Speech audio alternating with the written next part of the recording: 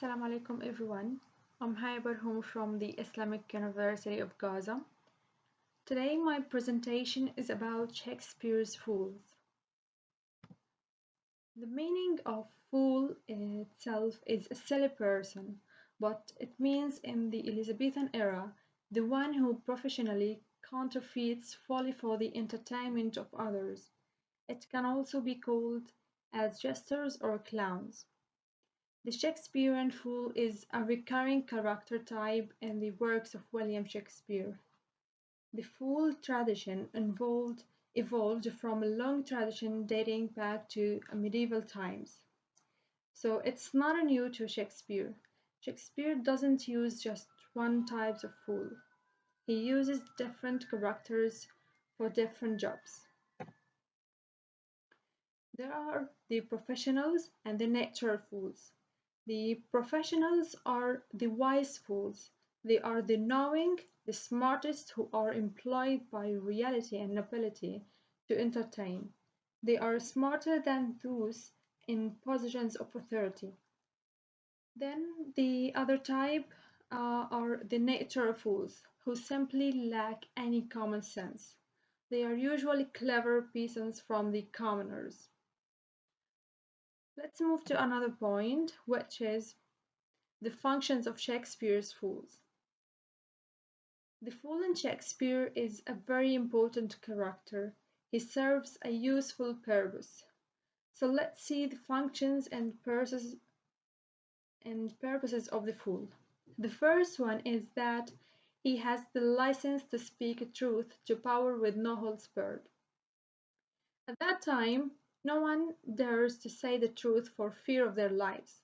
But the fool acts like the chorus in Greek drama, commenting the characters and the actions for the benefits of the audience. They are used by Shakespeare to mock them, reveal the truth of a situation, and to provide social commentary. The second function is he's usually the wisest character in the play. They were placed to give advice to the king too.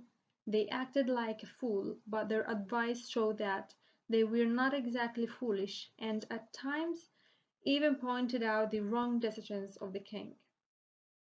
The third function is entertaining aristocratic households in a wide variety of ways: songs, music, storytelling, medieval satire, physical comedy, and to a lesser extent juggling and acrobatics.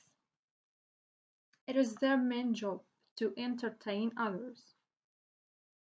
The fourth function is they are a comic relief to the audience, such as the gravediggers in Hamlet and the poet in Macbeth.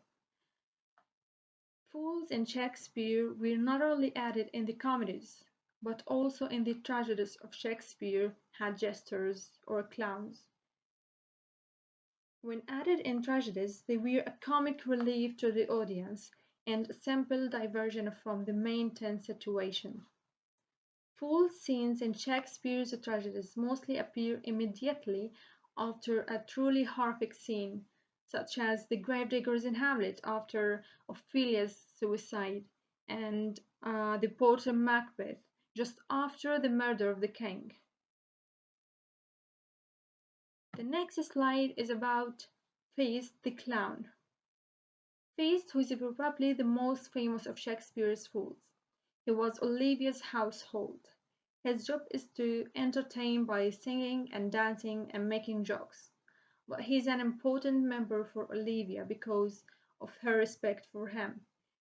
She constantly asks his opinion as he is highly intelligent with an extraordinary command of language.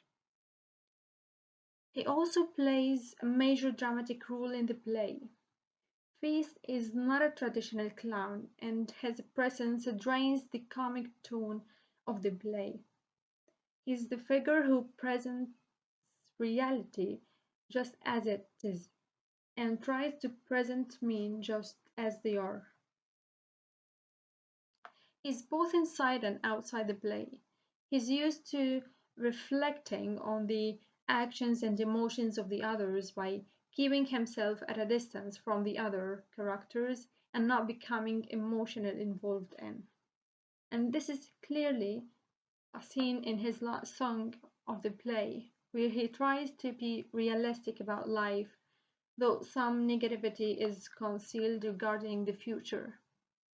He states that the world has been running for a long time and nothing will change but continue just the way it has always been, and so it will happen with men.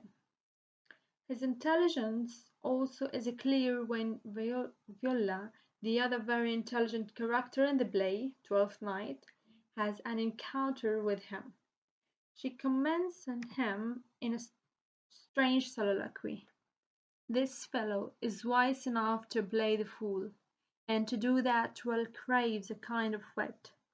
He must observe their mood and whom he jests, the quality of persons and the time, and like the haggard check at every feather that comes before his eye. This is a practice, as full of labour as a wise man's art, for folly that he wisely shows is fit, but wise men, folly fallen, quite trade their wit. What difference what are the differences between Feast and other fools that make me interesting about this character?